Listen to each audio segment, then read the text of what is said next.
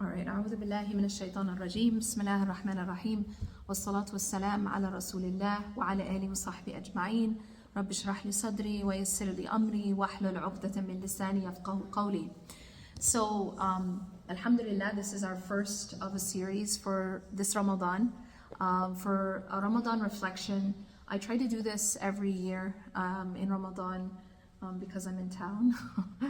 And this year, I want to talk about a specific theme and kind of reflect on the majority of what I want to talk about is just around this theme.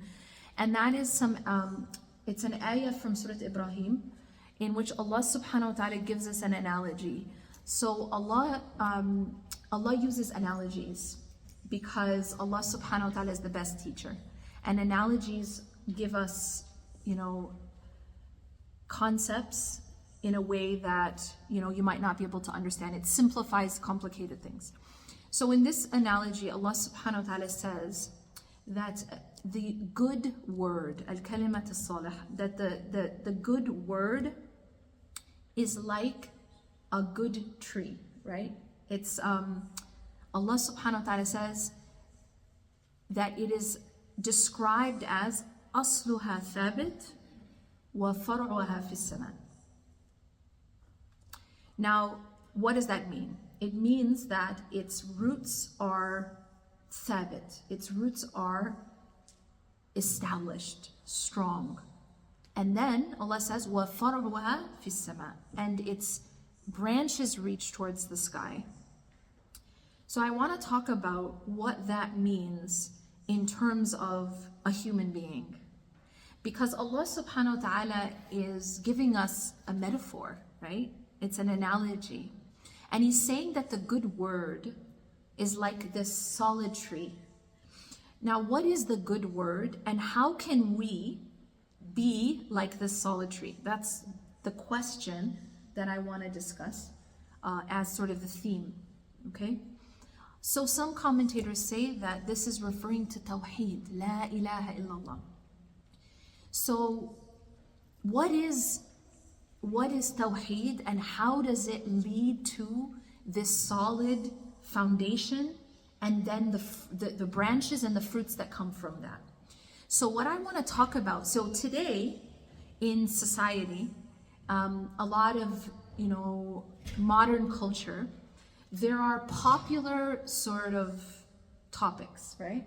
One of the popular topics in today's day and age is well-being, right? There's so much about mental health, about well-being, about different types of health and resilience.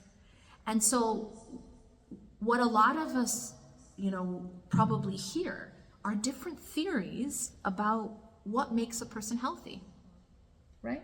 What makes a person strong? What makes a person resilient? What is happiness? These are the big questions, right? What is happiness? What is pain? What is suffering? Why do we suffer? Why do we experience pain? And how do we attain happiness? This is essentially the question that everyone has in common and everybody wants. Is there anybody in their right mind who doesn't want happiness and to avoid pain? No, right? This is something we all have in common. We all want to increase happiness and we want to reduce pain and suffering. And so the question is, we have all these different theories about how do you do that? And that's what I want to talk about. I want to talk about based on the Quran, the Sunnah, and based on psychological research. How can we holistically be like that solid tree whose foundation is firm and deep and whose branches reach towards the sky? That is the question. So to start off, let's talk about a tree. As many of you may or may not know, a tree that is very, that is large in its span, right? So say a tree is it spreads its branches really far out. Its roots need to be just as far out. Do you know that? So if you were to look at a tree, what it is above the ground in terms of the amount of diameter, the spans that it has, the branches, how far they span, is also how much the roots have to be under the ground and also just as wide in order to hold that tree. So this is the foundation. So we start off with the foundation. What is the foundation of a healthy human being? So that's where we're going to start. And inshallah, we may just focus on that today. What is the foundation of a healthy human being? There are two aspects. Let's make that 4 aspects. 4 aspects of healthy roots that I want to talk about. 4 aspects of healthy roots and that healthy foundation that I want to talk about. The first is I want to talk about from the very beginning. So I want you to think about when that tree was just a seed. And I want you to think about what happened when that tree was a seed. And how is it relevant to how that tree develops? If that seed was healthy, if that seed was taken care of, if that seed was watered, then that tree, and it has all the right conditions, that tree will grow to be healthy and strong, right? But what happens if that tree is not taken care of, or that tree had some sort of break in it? Now that tree is going to be affected by what happened at the beginning, right? The seed. Now this is what I want to talk about, and that is what happened in our childhood is absolutely relevant to the foundation that we create as adults. Okay? The environment, this is like the soil, the thing, how that seed was taken care of or how it was not taken care of will affect the rest of the growth of that tree. So us as human beings, many of us, when we are looking at a problem, imagine, so how many of you in this room have no problems? Raise your hand. I'm looking around, and surprisingly, no one is raising their hand. Raise your hand if you have no problems. Raise your hand if you have no challenges.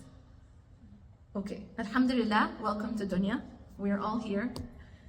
And this is just what it means to be in dunya, right? We're not in Jannah, we're gonna have struggles and we're gonna have problems. But here's what happens, is when you have problems, now I want you to fast forward and I want you to go up to the branch and I want you to go to the leaf and I want you to go to the fruit. And when you notice on the branch and on the leaf and on the fruit that there's something wrong with the fruit, there's something going wrong with the fruit or with the branch, what are you gonna do? Well, you can be like, okay, let me take that fruit and it must be the fruit's fault, or let me try to fix the fruit or the branch physically, at the local level of the branch. Is that gonna work? What do you have to do if there's a problem with the branch or the fruit? Anyone? You gotta go to the roots, because there's something in the roots. And what ends up happening for many of us is that when we face a problem, when we face some sort of dysfunction, or some sort of break, or some sort of challenge, many of us, we go to different ways of coping with that problem, different ways of dealing with that challenge. Now here is where I'm going to bring in some psychological terminology, and that is fight or flight. You guys have heard this before. Do you guys know what it means? And you probably hear it a lot. But you know what it actually means? What it actually means is, this is what that specific human being does when they feel threatened or when they think that they're not safe. Everybody with me? So this is when, if any of us feel unsafe, we feel there's a threat. And by the way, the threat doesn't just mean there's a lion in my house. A threat could be somebody's mad at me. A threat could be someone doesn't want to be my friend anymore. Right? A threat could be I've disappointed someone. I've upset someone. I've let someone down. So when a person feels a threat, or maybe there's a problem in your relationship, maybe you have a challenge with your child, maybe you have a challenge in your marriage, maybe you have a mental health challenge, all of these things. A lot of us, what we will do is we'll go to our coping mechanism. Now, what is the coping mechanism? Well, there are 4 types. Fight and flight, which is what we already know about. What is fight or flight? Fight is the person who sees the lion and says, this is a threat, I'm gonna fight the lion.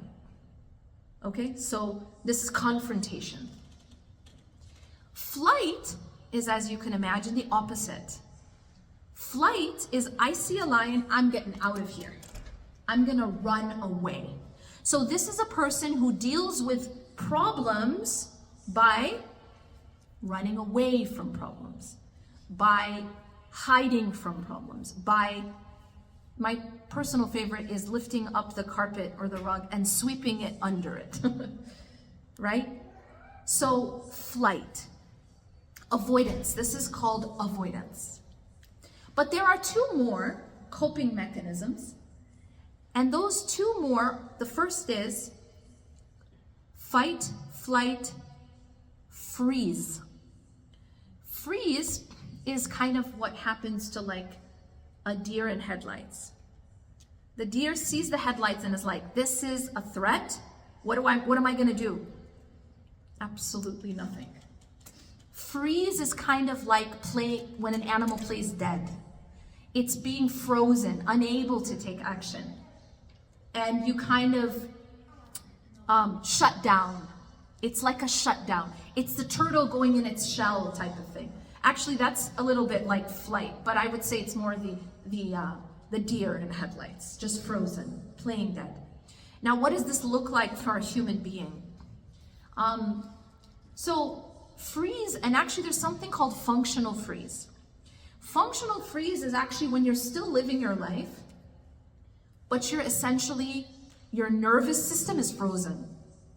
So you're constantly really tired. Now I'm describing everyone, right? Oh, wow. Well, also we're fasting, so, but I'm talking about outside of Ramadan, okay? Us too. That too, yeah. Outside of Ramadan. So some of the symptoms of functional freeze are like you're always very drained, always very tired.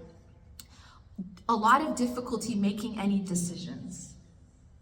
Like it's almost like you're frozen. You don't know which way to go. You know, it's that deer that's just like, what do I do? That is actually a coping mechanism of a nervous system that is stressed. It is a coping mechanism of self-protection, all right? The 4th is also, I think, probably a favorite for this group because we're women, and that's fawn. Does anyone know what that is referring to? That's people pleasing. So what that looks like is you see a threat, so you see the lion, and you try to appease the lion. You try to tell the lion, no, please don't eat me, I'll get you McDonald's instead. You know, you're trying to actually you're trying to appease the lion so that to save yourself. Now, the issue with people pleasing, you might be like, well, that seems like the best option, right? Right? Here's the problem with people pleasing. it doesn't just mean being nice to people. It doesn't just mean being polite. It means, it could mean bootlicking, definitely. But it's like, here, have my left arm if it's gonna make you happy. If it'll make you more comfortable, I'll cut it off for you. Here, and I'll give you mine. You understand the difference between being polite? Now it seems like, I get that. Sacrifice. Thank you, sister. My favorite word. Now, let me tell you why it's my favorite word. I mean that very sarcastically. Because it's been actually used in a very toxic way in our cultures. What's happened is, especially women have been taught, and by the way, I want to make this very clear. This is culture, this is not Islam. Islam does not say that any human being should be the sacrificial lamb of the family. You know, in Ramadan, in Hajj, the days of Hajj, we have the udhiyah. That's for the udhiyah, not for you. But the problem is that the culture teaches this. The culture teaches, and I'm gonna have you guys do an exercise. Are you ready? I want you to think about your grandmother for a second. Everybody have their grandmother in their mind? And I want you to think about, how is your grandmother described and praised? Does it sound something like, you know, she really contributed to society? Or does it sound more like she was really good at drinking poison? She was so good at drinking poison and still keeping a smile on her face. She sacrificed. We use words like the two S's. Sabr, sabr and sacrifice.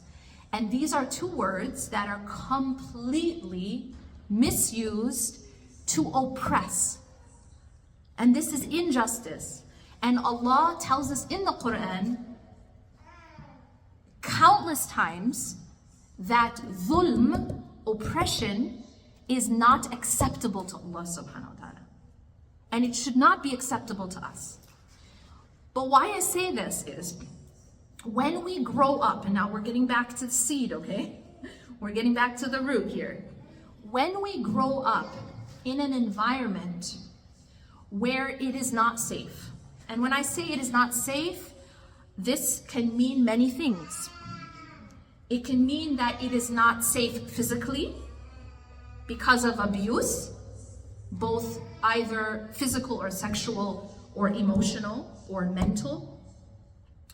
Or it can be unsafe because the people around you are unstable. So even if, say, you could say, well, I wasn't abused, but what's happening around you is dysfunctional and unstable. So I want you to think about a minefield. Do you guys all know what a minefield is? A minefield is like in war, where they will plant and hide like mines that will explode if you step on them, but you don't know where they are.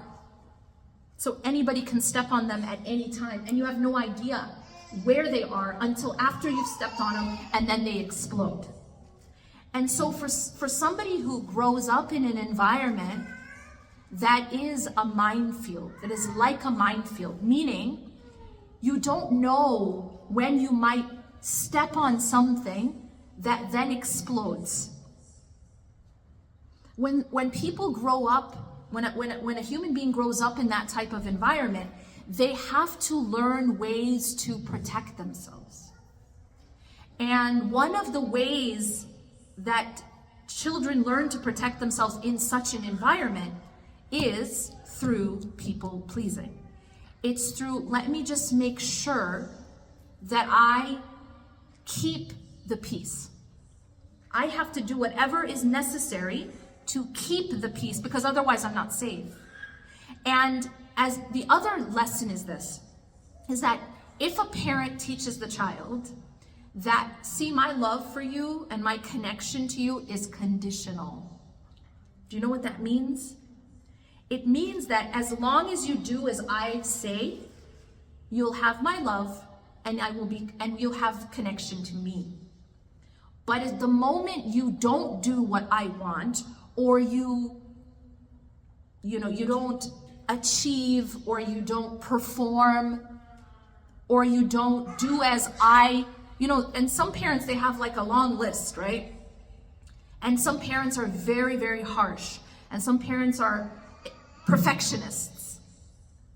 And so, say if a child is given the message that unless you perform A, B, C, D, E, F, G, and the list might change over time, but unless you fulfill these things, and if you slip on any of these things, I will withhold my love.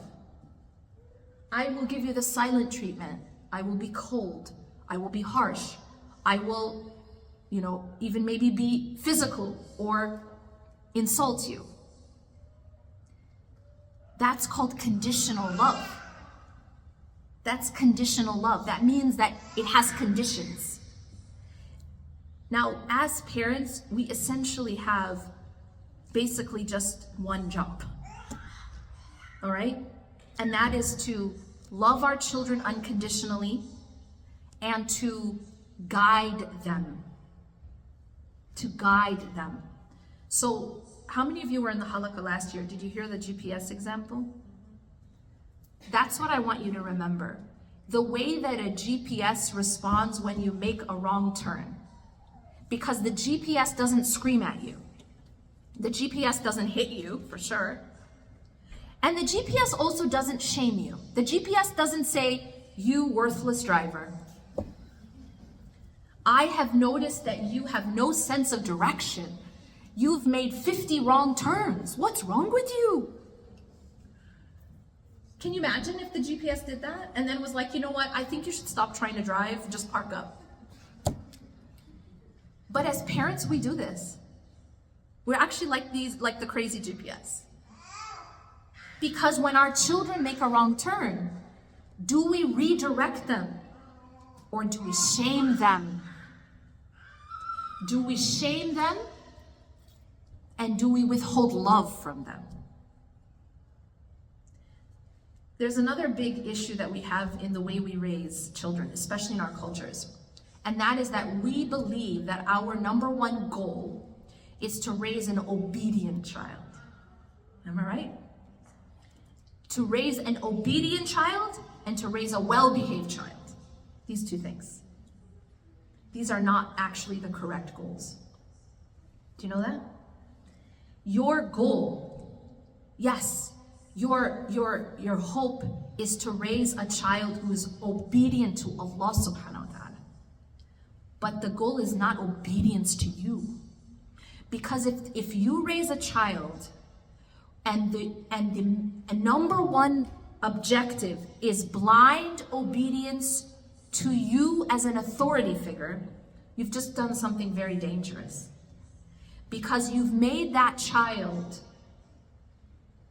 the same way that they will obey you, they will obey others in authority even if they're abusing them. And so that child becomes easier to oppress and easier to take advantage of and easier to do what? Walk all over, because you've taught them obedience over anything else. The other thing that you've taught them is that to survive their environment, and this is all still in the roots, guys, this is the seed, this is childhood, because this is where it all happened, this is where all the blueprint is happening for all of us. So you've also taught that child that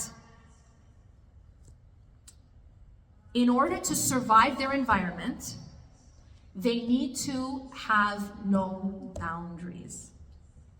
Now I want to explain, because you guys have probably heard this word a lot, like what does that mean? Boundaries, what does it mean? I want you to understand what boundaries doesn't mean being rude. Because it's like there's this idea that's like, oh, you want to be rude and you call it boundary. No, I've actually heard people say this, like from a religious perspective. No, boundaries doesn't mean that you want to be rude. I'll tell you what a boundary is. You know how in your house you have walls? Is there anyone who has a house with no walls? Raise your hand if you have a house with no front door. Doesn't exist, right? Boundaries are your walls and your front door. They are absolutely necessary. What would happen if you broke down all your walls and your front door? How safe are you going to be? Anyone can do anything, right? Come on in. There is no boundary. And so a boundary is to have a door, to have walls where this is okay, this is not okay. For example, someone wants to come to your house at 3 a.m. I mean, your door is closed, you're sleeping, right? They can't just walk in. If someone wants to just walk in without letting you know or without ringing the doorbell, not okay, right? Boundaries. So what happens is that if we learn in childhood that the only way to survive is to basically put down our boundaries, break down the door, no boundaries, people pleasing, meaning I'm going to suppress what I need, I'm going to suppress what I think just to make you happy. And if you need an extra arm, here's one. Here you go. The problem with that is that behavior then is taken into adulthood. And now you continue to live without boundaries, people pleasing, where you are suppressing what you actually need and what you actually feel. And when you want to say no, you don't know how. Because you were raised to please. You were raised to be pleasant and please and do what other people around you want in order to be safe. Because you would otherwise have your love, the love of your parent and the approval of your parent taken away. And maybe there would even be consequences. You might not even be safe. Now, why is this so dangerous? Well, I'll give you one reason why it's dangerous. So let me go back first to the house with the wall, without the walls. So now you're sitting in a house, no walls, no door. This is a person who doesn't have boundaries. Doesn't have any, this is okay, that's not okay, this is the red line. There's no red lines. Anyone can do anything. Now imagine that you add to that. You know the security system around your house, the alarm system, right? Now imagine that you take that alarm system and you take out the batteries. You break the alarm system. So now you have no alarm, and you have no walls, and you have no door. So you see that alarm system? Do you know what that is?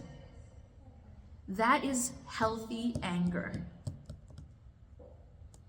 I bet you never knew that was a thing.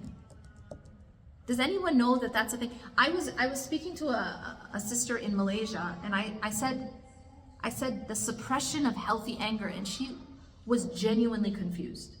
And she's like, is there such thing as healthy anger? Do you know we don't even think that there is a thing called healthy anger?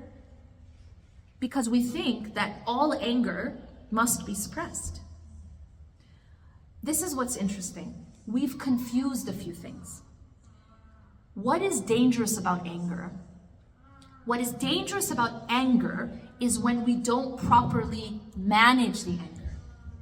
What is dangerous about anger is when the anger is in control instead of me. Got it? But the anger itself was created for a purpose. Anger was created for a purpose. Do you think Allah does anything without a purpose? All of our emotions have a purpose. See, our issue, and this is, by the way, if we want to talk about the root cause of a lot of our suffering, it's this point, is that we want to take emotions and put them into two categories. Good emotions and bad emotions.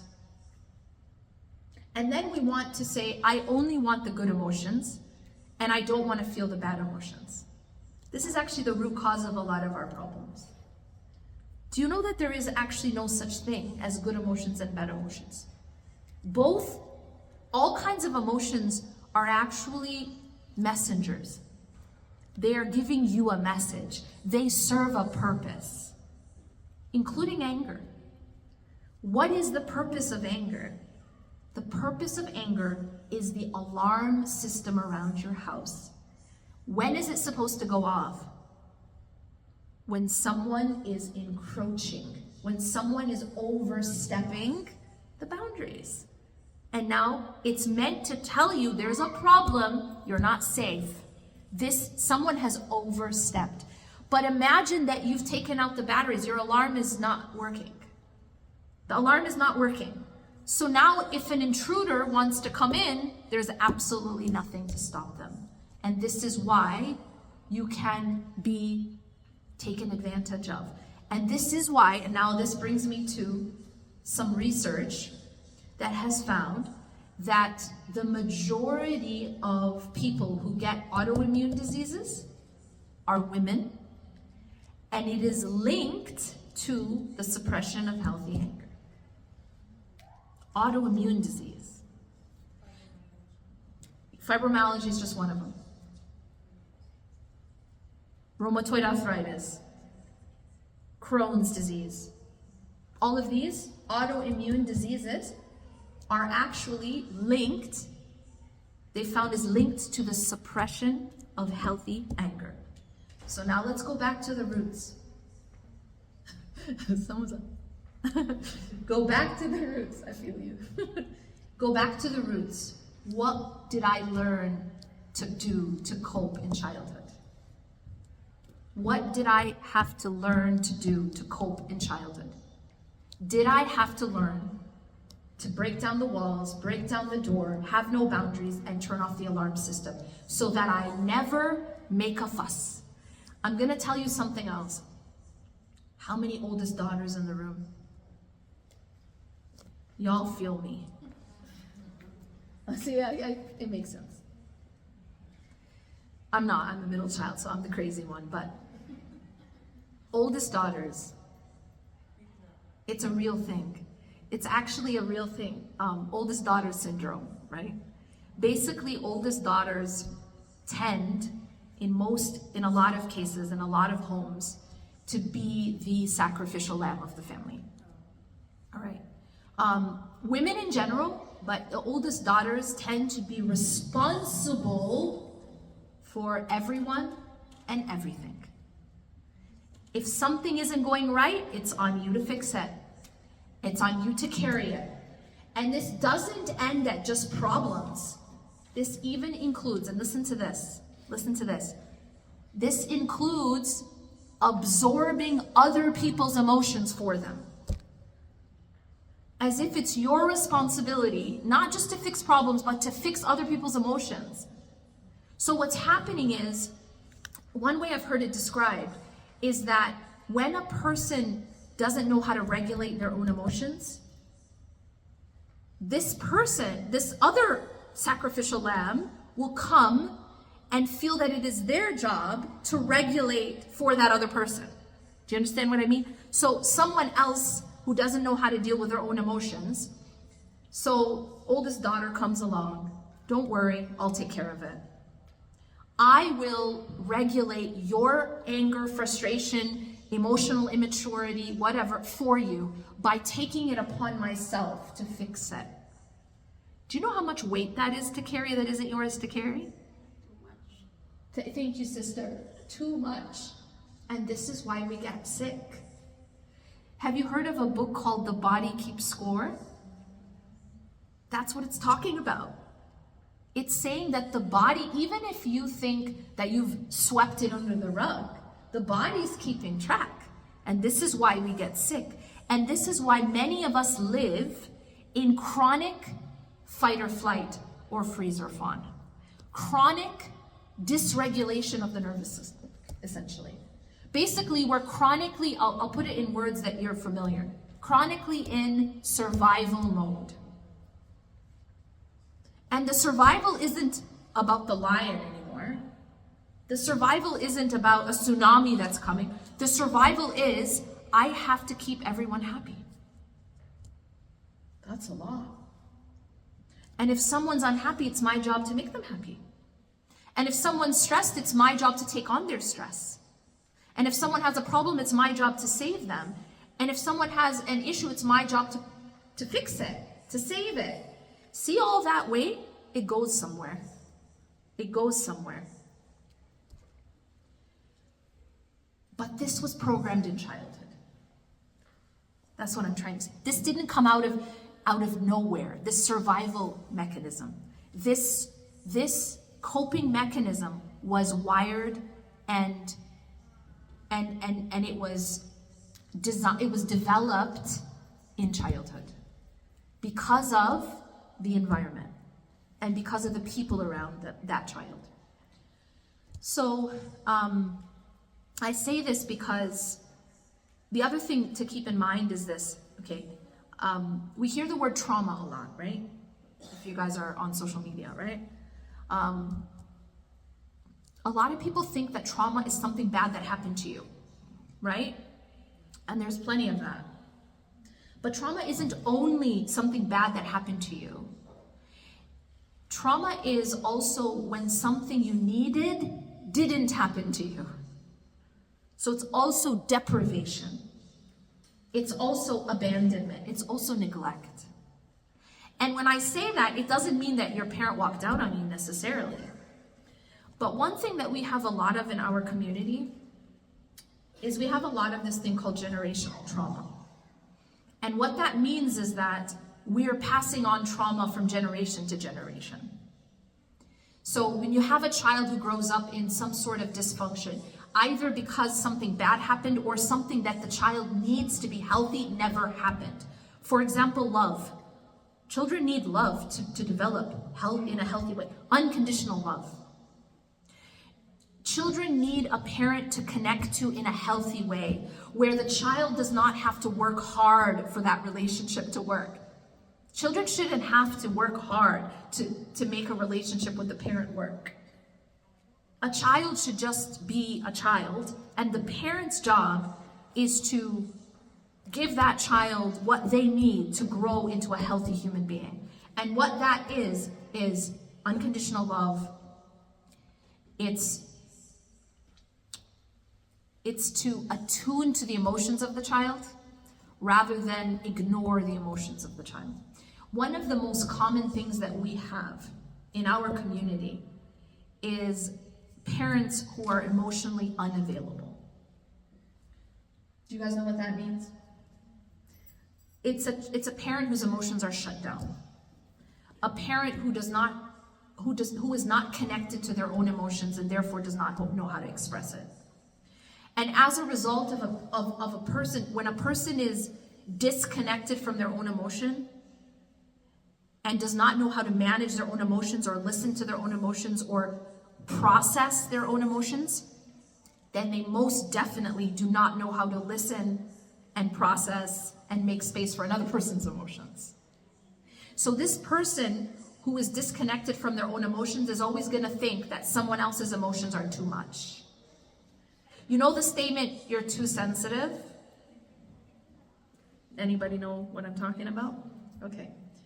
That statement, "You're too sensitive" or "you're too this," is coming from a person who is totally disconnected from their own emotions.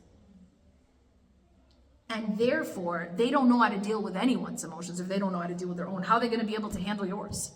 They become overwhelmed by emotion. See that lion? I talked about threat, right? See that lion? To an avoidant, emotion is the lion. You understand? They're actually scared of it. Have you ever met anyone who's like that? You wouldn't know what I'm talking about, right? Probably many members of our family. But why does that happen? Why does that happen? It's not because that person's strong, by the way. I need you to understand. That's not healthy. And that person will not be able to be healthy in a relationship. Okay? It's not strength to numb your emotions. It's not strength to be disconnected from your emotions. Actual strength comes when you are able to process your emotions, regulate your emotions, and manage your emotions. But you can't do that by suppressing them. Suppressing emotion is like taking I use this example of the cheesecake, right? You take a slice of cheesecake, and cheesecake needs to be digested and processed before it can be released. Everyone with me? But imagine you don't want to deal with all that processing and that digesting, and you're like, I can't be bothered. I'm going to put my cheesecake in my purse. And I'm going to zip it up real tight. So in this example, the cheesecake is the emotion, all right? Everybody with me? And you don't want to process it. You don't want to digest it. You can't be bothered, or you don't have the tools. And so you put it in your bag. And so now you have this cheesecake in your bag, right? But what happens to the cheesecake after one day locked up in your bag? It's a messy bag, right? But tell me what happens after a month locked up in the bag. What happens after a year locked up in the bag? What happens after a decade or two locked up in the bag? Anyone? It's not cheesecake anymore, and now it is alive. And it's poison. Why? Because you never digested it in the healthy way. You locked it up and said, what cheesecake? I don't see any cheesecake. I see no cheesecake, therefore there's no cheesecake. It doesn't disappear because it's locked up in your bag. So there's so many people with all this undigested cheesecake. You understand what I'm saying? And it ain't cheesecake anymore, it's poison. And it causes havoc. It will make you sick, and it will definitely affect your relationships. Because cheesecake needs to be digested before it can be released. In the same way, emotions need to be digested. And how do you digest emotion? Maybe like, how do I do that? I don't want to deal with sadness. Who likes it? Who likes to feel sad? Who likes to feel angry? You know, we don't like to feel afraid, but these are all emotions that serve a purpose, and Allah created them with a purpose. And they are also messengers. They are giving us a message. So if we block them or we suppress them, they turn toxic, and then they affect everything in our life. So when we grow up with say a parent who is either explosive or totally emotionally unavailable, narcissistic, whatever it may be, the child is not able to develop in a healthy way. And when I say they cannot develop, I mean even the brain development. That in order for a child to develop in a healthy way, there's certain necessities. So even if a child is not, if someone might say, I didn't deal with trauma, I wasn't abused, I wasn't hit, I wasn't sexually abused. Maybe they were, but maybe they weren't. But instead, maybe it was emotional neglect. And when a child grows up not getting the affection and the emotional attunement that is necessary for health, that is a type of trauma. Okay, so understand that trauma is too much of something or too little of something. It's when something bad happens or when something good doesn't happen, or that you need it. All right? So now here's the interesting, I'm going to tell you something that's going to blow your mind. Are you guys ready? You guys don't look ready. You're ready? Do you want to understand the mother-in-law problem? Who wants to understand it? Who wants to? Girl, we need to talk. Everybody, you want to understand it? All right, listen carefully. So here's what happens. Are you guys ready? Taking notes? You know what's funny? When I say this in a seminar, that's when people take out their phones to start recording. Like they were not recording before, and then as soon as... So here's what happens. I want you to rewind. The phones are coming up. I want you to rewind to the household of this little girl. Okay? She grows up in a house where her emotional needs are unmet. Her emotional needs are unmet, either because of neglect, abuse, or simply having completely emotionally unavailable parent or parents. Parents who did not know how to attune to her emotions. Or parents who had no idea what to do with their own emotions because they're carrying that rotten cheesecake from their own childhood. Okay? So she grows up with these emotional needs that are not met, but the emotional needs don't disappear because they were unmet. Because it's like a need like eating and drinking and breathing. And so she carries that need into her adult life. And now what does she do? Well, she's looking to fulfill that need still, because it's a hunger that was never filled. You understand? You're hungry, if you can't eat here, you're gonna eat here. You know what I'm saying? You need to fill that need. So what does she do? She grows up and she's looking still to fulfill that need. So she might become a people pleaser. She might look for approval from her social circle. She might be always on social media posting, look what I did, showing off, what we call showing off. And the purpose of the showing off is what? There is a need inside that wasn't fulfilled where it was supposed to be, and that was by the parent. The parent did not show the unconditional love and approval and emotional attunement that little girl needed. And so she's still looking for it. So she'll look for it in society. She'll look for it in her friends. She'll look for it online. She'll look for it in social, maybe if, in some cases, this is where daddy issues comes from, right? Where, we're talking maybe even outside of Islam. This is why, sometimes someone might be more promiscuous. This is actually what's at the root, is that they're looking for that love and closeness that they didn't get from the parent. All right? So what happens now, we're at this little girl, now she's grown up. She's looking for this approval and this love in social media and her friends and maybe by getting fancy purses and by driving fancy cars, okay? Having a fancy house, having fancy clothing.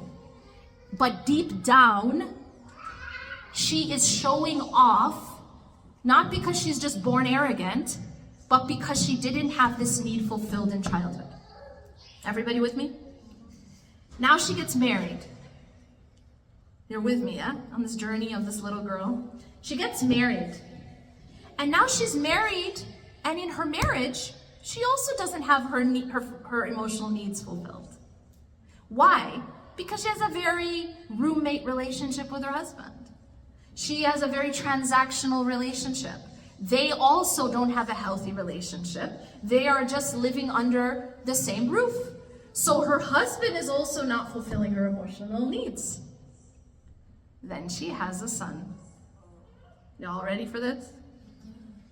And this is where all of those emotional needs that were unmet from childhood in her marriage is now all of it, the entire planet of it, put on this poor little human child.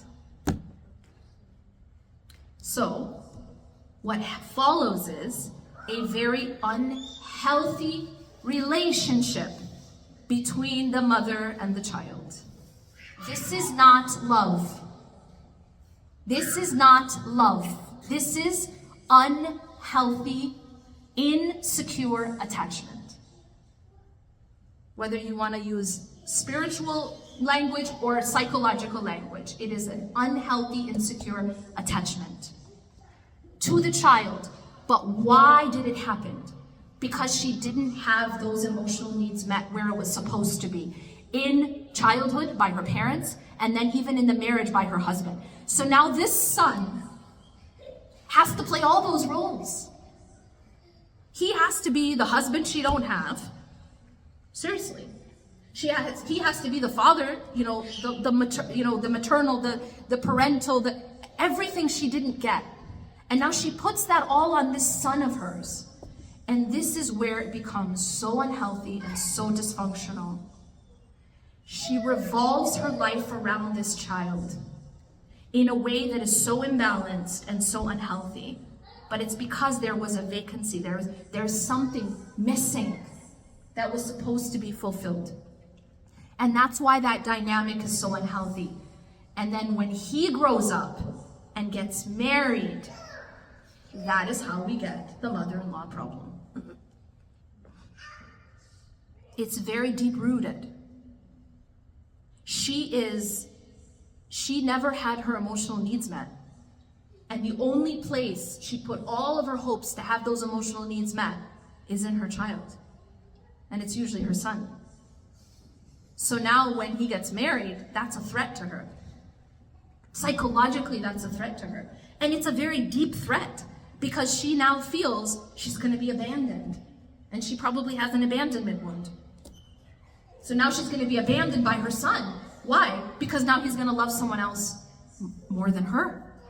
Or even the same as her. She has to be number one. And she has to always make him prove that she's number one. This is dysfunction. This is dysfunction. And it breaks families. And it causes illness. And it's just so unhealthy. But what is the root cause? The root cause is that these emotional needs were not fulfilled in a healthy way in childhood. We really need to heal ourselves and change the way we raise our children. We need to heal ourselves and change the way we parent because it's all rooted there. And when you talk about generational trauma, how does that happen? It happens because that little child grew up in dysfunction, in something that was missing or something that was harmful. And so when she or he grew up, guess what they did? Number one, they will become attracted to someone who mimics the dysfunction they grew up with. Isn't that lovely? Isn't that lovely? See, do you guys catch what I said?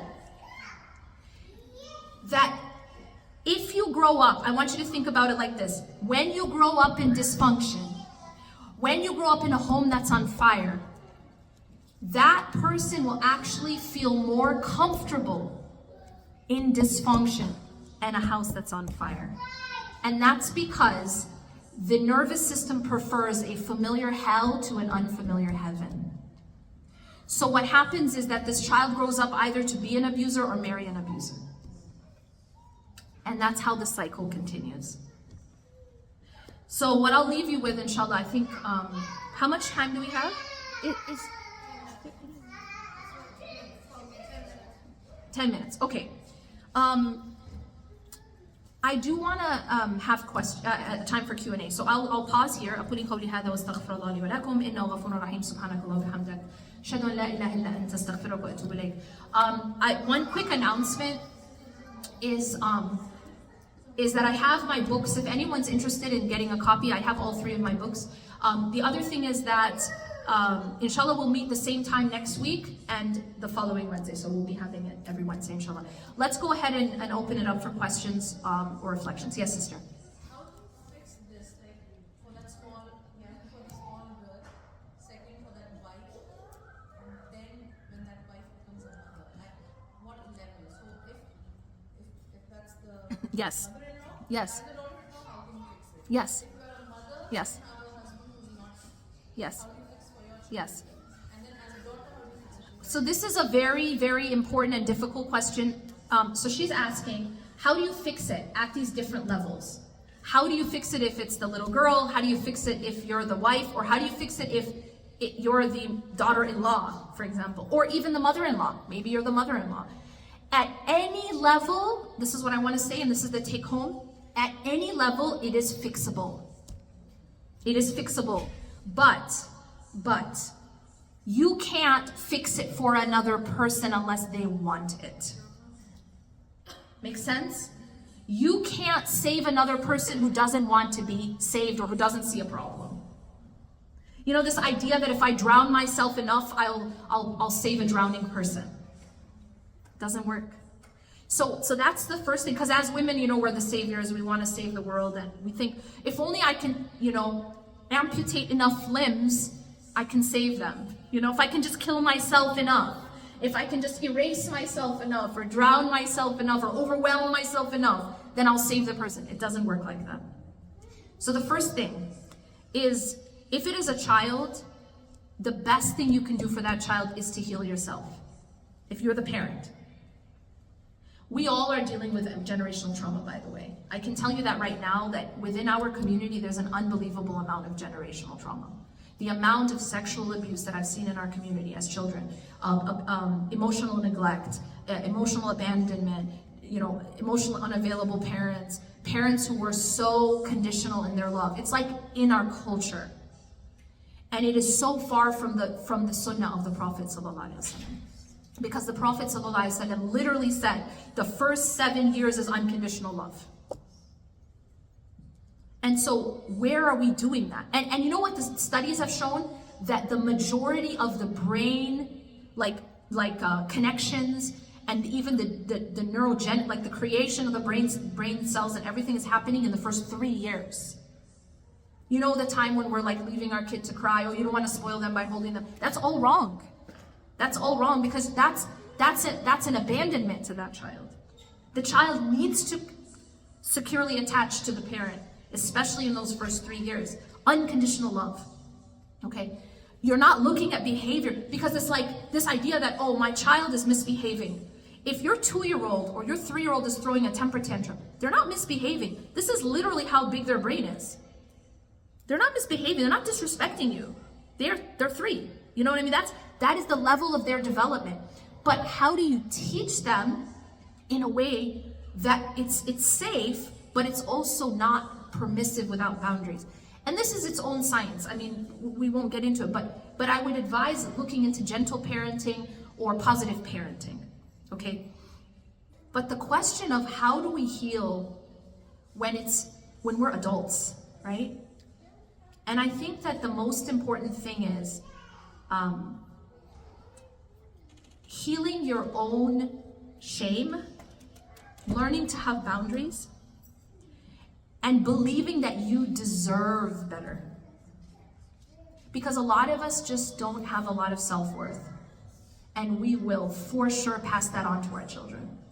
Because our children will not necessarily listen to what we say, but they will listen to what we do. They are watching us, and they are modeling.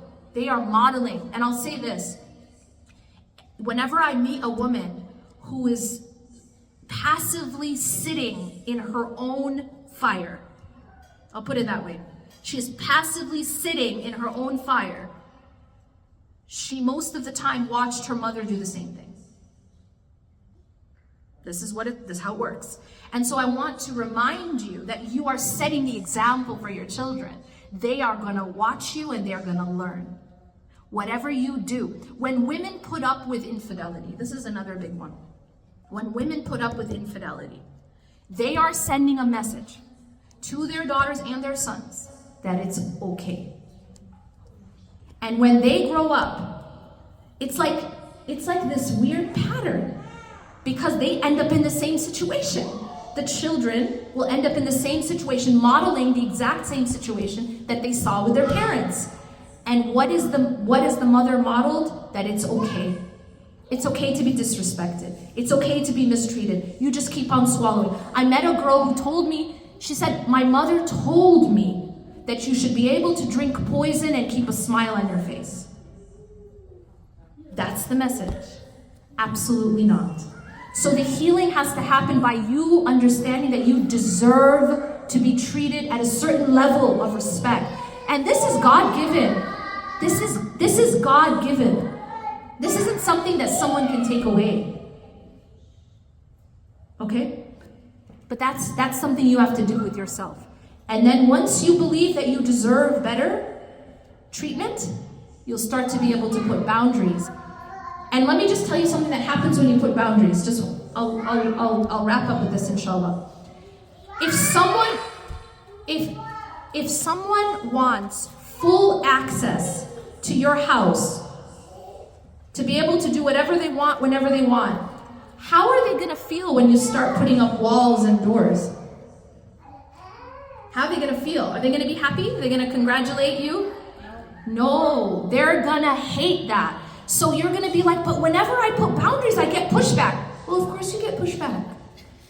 Of course you get pushback, because they want full access. They want to be able to take liberties, and they don't want boundaries. So someone who wants to take liberties with basically wants to be able to take advantage, they're not going to like your boundaries. You do not need someone else to sign off on your boundaries. That's the whole point. You don't go and get permission before you lock your door at night.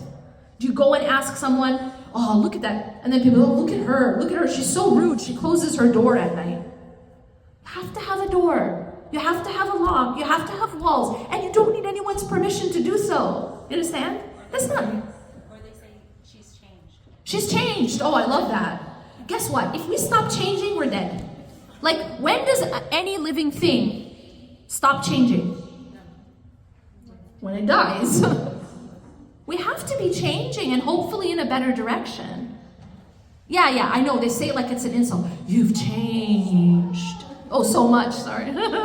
It's like, oh, I certainly hope so. I hope that I'm growing. Because if I'm stunted, then that's a problem. That's a sign of death. That's a sign of spiritual, emotional, psychological death if I'm stunted. So change is a good thing. But yes, the ones who want access at any time to do anything aren't going to like your walls, and they aren't going to like your doors. Is it because that women are so dependent on their walidain, I would say? Their what? Husband or father or... I think it's a combination of things. I think sometimes it's dependence, sometimes it's financial dependence, just to be practical. Sometimes it's emotional dependence, also, on their families in general. The But mothers tell the daughters that, look, if you don't give in, he'll leave you. Where will you go? okay, so That is a taboo. so if you don't give in, he'll leave you. Where will you go? So the issue now is, yes, women need to have a support system where they don't need to drink poison just to survive. I mean, that's basics, right? Basics. Like, it's like telling a woman, stay in the burning house, because where else are you gonna go? Where else are you gonna go? Come on, at least it has a roof. But it's on fire, mama. It's on fire, baba. Like, it's on fire. No, sister, have sabr. Have sabr and stay in the burning house and swallow the poison while you're at it. And this is my favorite. And keep your children in the burning house for the sake of your children. Seriously? Keep your children in a burning house for the sake of your children. No, that's not what you should do. You should stop the fire or get out. It's really very simple. It's not complicated. So you stop the fire. And look, we're not saying we don't try to fix things first. You know, when I asked someone, okay, 1 minute? Okay. So when I asked in a class, what do you do if your house is on fire? And one lady screams, run. And I said, I appreciate the sentiment, but maybe try to save the house first, right? Call the fire department first.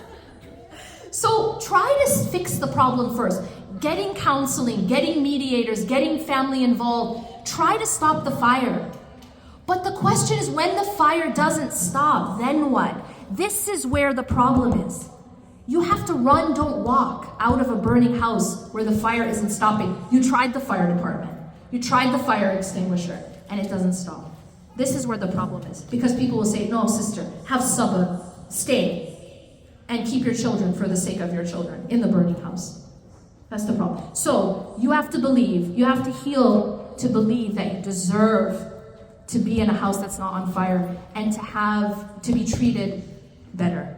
Okay? And then you put boundaries and you hold those boundaries because no one's going to like them.